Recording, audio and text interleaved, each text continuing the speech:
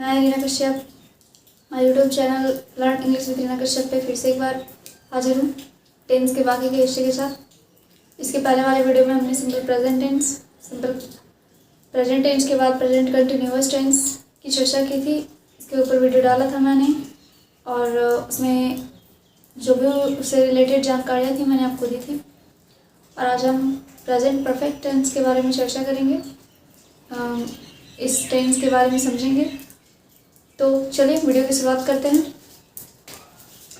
Present perfect tense का हिंदी होता है पूर्ण वर्तमान काल, जो कि इसके पहले भी मैं आपको बता चुकी हूँ कि प्रेजेंट परफेक्ट टेंस का हिंदी होता है पूर्ण वर्तमान काल। ये होता क्या है ये समझते हैं। यह टेंस प्रेजेंट और पास्ट का मिश्रण है, ठीक है। यानी कि इस टेंस के जो वाक्य होते हैं उसमें पास्ट की भी अनुभूति होती है। उसको आपको पढ़ के ऐसा लगेगा जैसे कि ये कार्य पास्ट में ख़त्म हो चुका है, लेकिन उसकी चर्चा वर्तमान में जारी होती है, ठीक है। तो ये पास्ट और प्रेजेंट का मिश्रण होता है। उसके आगे ये समझते हैं कि ये होता क्या है, कैसे पहचानेंगे कि ये पास्ट परफेक्ट टेंस का है। आगे की बात को देखते हैं। पास्ट का मिश्रण ऐसे कार्यों का बोध करवाता है जो भूतकाल में हुआ लेकिन उसका संबंध वर्तमान काल से। जो कब हुआ, भूतकाल में हुआ, लेकिन उसका संबंध वर्तमान काल से है। वो कैसे, ये समझते हैं। नीचे एग्जाम्पल दिया, उसने ताजमहल देखा है। इस वाक्य में चर्चा की गई है कि उसने ताजमहल देखा है। मान लो कि आप 4 फ्रेंड हो, चारों ने मिलके एक प्लान बनाया कि हमें ताजमहल देखने के लिए आगरा जाना है। उसमें से 5वें को शामिल करने की बात की जा रही है। तो उसमें से तीसरा बोलता है कि भाई उसने तो ताजमहल देखा है, यानी उसको जाने की ज़रूरत है नहीं, वो ताजमहल देख चुका है, ठीक है। हम चारों ने नहीं देखा, हम चारों को जाना है। तो इस तरीके से आप ये समझ सकते हो कि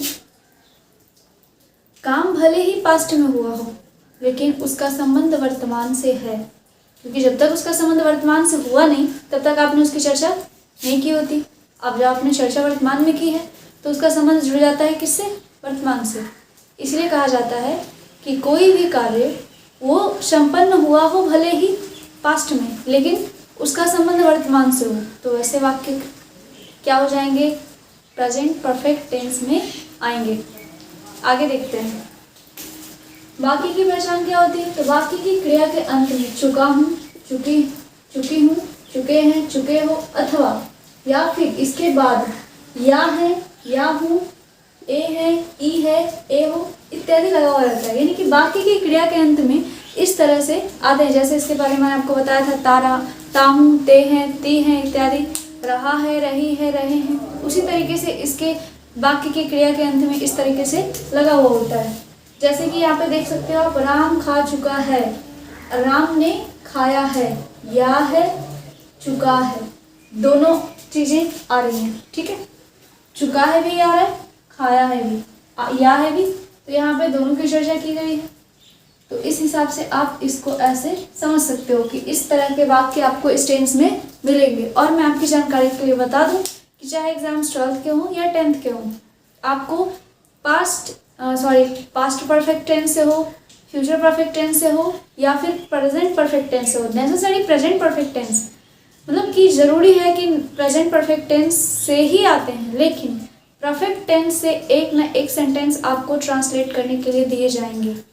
तो अगर आप इसको समझे हुए रहोगे तो 1 नंबर आपका कंफर्म है, एंड 1 नंबर के बहुत मायने होते हैं। चलिए इसका स्ट्रक्चर देखते हैं। तो पॉजिटिव में इसका स्ट्रक्चर होता है सब्जेक्ट, हैव या हैज। हाँ भाई, इसमें आपको हैव या हैज का यूज करना था। इसके पहले वाले टेंस में आपने इज एम आर का यूज किया था, उसके पहले वाले में आपने डू या डज का यूज किया था। यहाँ पे आपको क्या करना है, हैव या हैज का यूज करना है, ठीक है। और यहाँ पे वर्ब का थर्ड फॉर्म, कौन सा फॉर्म लगेगा, आपका वर्ब का थर्ड फॉर्म लगेगा, ठीक है। तो जब तक आपने मैंने टेंस की पढ़ाई स्टार्ट की थी, जब मैंने टेंस की क्लासेस लेने शुरू किए थे, तो मैंने आपको बताया था कि आप ऑक्सफोर्ड इंग्लिश ट्रांसलेशन की बुक को उठाओगे, चाहे वो बेसिक हो, जूनियर हो, करंट हो, तीनों में से किसी भी क्लासेस की हो, आप उस बुक को उठाओगे, उसके बैक साइड में जाओगे तो आपको वर्ब फॉर्म के 5 फॉर्म दिए हुए रहते हैं। ए से लेकर जेड के बीच के जितनी भी वर्ब फॉर्म हैं सारे आपको दिए हुए रहते हैं। तो आप उससे 10 एक ही दिन में तो सारे को नहीं रटने बोलूँगी, लेकिन 10 पढ़ लोगे। मैं ये नहीं कहूँगी कि आप उसको रट लोगे, लेकिन हाँ इस तरीके से पढ़ोगे कि आपके दिमाग में वो रहे। रट्टा नहीं पढ़ना है, बट इस तरीके से पढ़ना है, समझना है कि आपके माइंड में वो रहे। रटा हुआ चीज़ जल्दी दिमाग से निकल जाता है, ठीक है। तो आगे यहाँ पे V3 का यूज़ होता है, ऑब्जेक्ट का यूज़ होता है। तो जब आप उस बुक को देखोगे तो आपको यहाँ पे V3 का कोई कन्फ्यूज़न नहीं रहेगा, लेकिन जब तक आपने उसे देखा नहीं होगा तो फिर वो V3 का प्रॉब्लम क्रिएट होगा। और वर्ड फॉर्म्स आपको वॉइस में भी नेसेसरी है, नरेशन में भी नेसेसरी है, एंड टेंस में तो 100% नेसेसरी है। तो जब तक ये जो आप मतलब जब तक आप टेंस नहीं समझोगे तो ना वॉइस समझ सकते हो, ना नरेशन समझ सकते हो। और जब तक वर्ब फॉर्म्स नहीं समझोगे तो फिर टेंस को ट्रांसलेट करने में आपको प्रॉब्लम होगी। एक्चुअली अगर यूँ माने तो ग्रामर के जो बैकबोन टेंस को माना गया है। इंसान को खड़ा करने के लिए उसका एक बोलते हैं बैकबोन अगर ना हो तो इंसान खड़ा नहीं रह सकता, वो बेड पे आ जाता है। उसी तरीके से अगर आपकी टेंस सही नहीं है तो फिर आप बेड पे हो ग्रामर के मामले में। मीन्स आपको ग्रामर का नॉलेज जीरो है, इसलिए tense is the necessary in grammar, okay, because tense is the backbone of English grammar. चलिए नेक्स्ट देखते हैं। लास्ट ऑब्जेक्ट कर देंगे। नेगेटिव सेंटेंस में क्या करेंगे, सब्जेक्ट हैव या हैज नॉट V3 ऑब्जेक्ट, ठीक है। इसमें क्या एक्स्ट्रा आ गया हमारा नॉट, और सारे वाक्य में आपने इसे देखा ही, हैव या हैज सब्जेक्ट V3 ऑब्जेक्ट। जैसे आपने उल्टा किया था वैसे ही लास्ट में साइन ऑफ इंट्रोगेशन देना नहीं भूलेंगे। WH वर्ड की अगर बात करें तो WH वर्ड हैव या हैज सब्जेक्ट V3 ऑब्जेक्ट। सिलसिला वैसे ही चलता रहेगा, चेंज क्या होंगे आपके V3 एंड हैव या हैज, सारे जैसे आप ट्रांसलेशन बनाते आ रहे थे वैसे ही रहेंगे। सिर्फ इसमें क्या चेंजेस आया है, चेंजेस आया है WH वर्ड का यूज हुआ है, एक बार WH वर्ड के बाद हैव या हैज का यूज हुआ है और V3 का यूज हुआ है। बाकी के सेम रहेंगे। WH वर्ड उसमें भी यूज होता था, इसमें भी होगा, सब्जेक्ट ऑब्जेक्ट इसमें भी है उसमें भी है, तो बाकी सारे सेम है, बस आपको एक्स्ट्रा क्या आया है, हैव या हैज एंड V3। अगर आप इसे फोकस कर लेते हो तो आपका प्रेजेंट परफेक्ट टेंस क्लियर है। लेकिन इसमें कुछ ऐसे वाक्य होते हैं जैसे ठीक वैसे ही प्रेजेंट कंटिन्यूअस में उतनी कोई मतलब स्पेशल केसेस नहीं थे, लेकिन सिंपल प्रेजेंट टेंस में थे और प्रेजेंट परफेक्ट टेंस में भी होंगे। इसमें फॉर और सिंस का यूज होता है, ओके, एंड एडवर्बल का यूज होता है, जिसको कि एडवर्ब या एडवर्बल्स भी कह सकते हैं। वो मैंने यहाँ पे साइड में लिखा हुआ है सारा, ever, never, always, occasionally, often, several times, already, it, just, lately, recently, so far, up to now, once, twice. इस तरीके से आप इन सभी की हिंदी भी दे दी गई है, मैंने उसे भी लिख दिया है, और कैसे इसका यूज़ करना है मैं आपको वो भी समझा दूंगी। तो इससे भी रिलेटेड आपके ट्रांसलेशन आएंगे। अब परफेक्ट की बात की गई है तो नेसेसरी नहीं है कि आपको सिंपल सा एक पॉजिटिव उठा के दे देगा, नेगेटिव उठा के दे देगा, WH या यस नो कोई भी उठा के दे देगा, ऐसी बात है नहीं। आपको जानकारी पूरी चाहिए होंगी और आपको उसी से एक क्वेश्चन आएंगे, ठीक है। प्रेजेंट परफेक्ट टेंस को आप पूरा तरीके से पढ़ोगे तो उससे 1 नंबर आपको मिलेगा, ओके। अब देखिए इन सभी का जो यूज होता है उसमें से always, often, ever, never, just, already का यूज मेन वर्ब यानी जो आपका V3 होगा उसके पहले होता है। जैसा कि मैंने यहाँ पे एक एग्जाम्पल लिख दिया है और उसको मैं सॉल्व करके भी आपको बता दूंगी।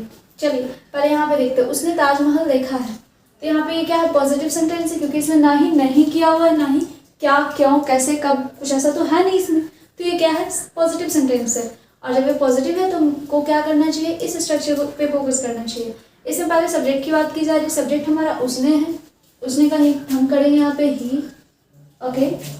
हैव या हैज, ही के साथ हमारा हैज का यूज होता है, ठीक है। V3 देखा है, देखना का सी होता है, लुक होता है, पर यहाँ पे सी करेंगे तो सी का सीन हो जाता है, ठीक है। एंड ऑब्जेक्ट तो ताजमहल,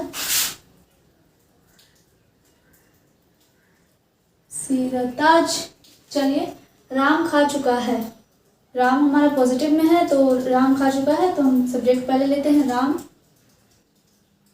अब देखिए इन दोनों का ट्रांसलेट एक ही तरीके से होगा, क्योंकि मैंने यहाँ पे सब समझाने के लिए लिखा था। ये दोनों जो है खाया है भी हो सकता है, खा चुका भी हो सकता है, पर दोनों का ट्रांसलेशन एक ही तरीके से करेंगे, राम हैज ईटन, ठीक है। अब यहाँ पे एडवर्बल के साथ जो ट्रांसलेशन बनाने के लिए आते हैं उसकी बात करती हूँ मैं। मैंने आपकी हमेशा मैंने हमेशा आपकी मदद की है। तो जैसे यहाँ बताया गया ऑलवेज का यूज हम क्या करेंगे, V3 के पहले करेंगे। ठीक है, तो आई हैव ऑलवेज हेल्प्ड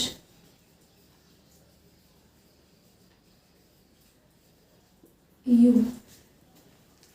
ये था आपका present perfect tense. I don't think so कि आपको इन सभी जानकारियों के बाद कोई समस्या आनी चाहिए। अगर आपको कोई समस्या महसूस होती है तो आप मेरे कमेंट सेक्शन में कमेंट करके बोलोगे, मैं उसके ऊपर फिर से अगली वीडियो में समझा दूंगी। तो अगर आपको इस वीडियो से रिलेटेड कोई भी समस्या होती तो आप कमेंट सेक्शन में कमेंट करके ज़रूर बताओगे, ताकि मैं आपके कन्फ्यूज़न को क्लियर कर सकूँ, आपकी समस्याओं को दूर कर सकूँ। ठीक है, तो ये आपका एडवर्बल था, इसको आप एक बार पढ़ लोगे, ताकि वाक्य में अगर ऐसा ये सारे ये दिए हुए हैं तो आपको ऐसा ना लगे कि मेरे से ये बन नहीं पाएगा। इनका भी इंग्लिश जान के आप इसको बना सकते हो। एंड ये सारे स्ट्रक्चर को भी ज़रूर नोटिस करोगे। स्ट्रक्चर को रटना नहीं है, बस याद रखना है कि जो प्रेजेंट परफेक्ट होता है उसमें हमें क्या एक्स्ट्रा आ जाता है, उसमें सब्जेक्ट ऑब्जेक्ट, ये तो आपके सारे सेंटेंसेस में रहेंगे। अगर वो निगेटिव हो गया तो उसमें नॉट भी आएंगे, अगर वो इंट्रोगेटिव है तो ये यस नो WH वर्ड इस तरीके से भी आएंगे। उसमें न्यू क्या हो जाता है, टेंस वाइज उसके हेल्पिंग वर्ब और मेन वर्ब ये दोनों चेंज हो जाते हैं। जैसे कि आपका सिंपल प्रेजेंट टेंस था, उसमें हेल्पिंग वर्ब थे डू या डच, जब कंटिन्यूअस में आए, और वर्ब फॉर्म क्या थे, फर्स्ट फॉर्म या फिफ्थ फॉर्म। सेकंड में आए प्रेजेंट कंटिन्यूअस में, तो उसमें क्या था, इज़/एम/आर एंड V4।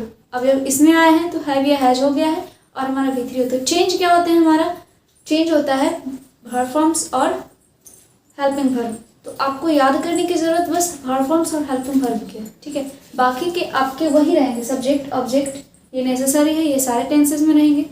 एंड ये क्या कहते हैं, WH वर्ड भी रहेंगे, हैव जो भी हेल्पिंग वर्ब है वो एस नो में जाके आगे हो जाएगा। तो ये सारे में रहते हैं। ठीक है, आपको याद करने की ज़रूरत है, तो बस ये माइंड में रखना है आपको कि हाँ प्रेजेंट परफेक्ट में कौन सा वर्ब फॉर्म यूज होता है, उसका हेल्पिंग वर्ब क्या होता है, एंड प्रेजेंट कंटिन्यूअस में वर्ब फॉर्म्स कौन से रहते हैं, उसका हेल्पिंग वर्ब क्या होता है। बस ये याद रखना है।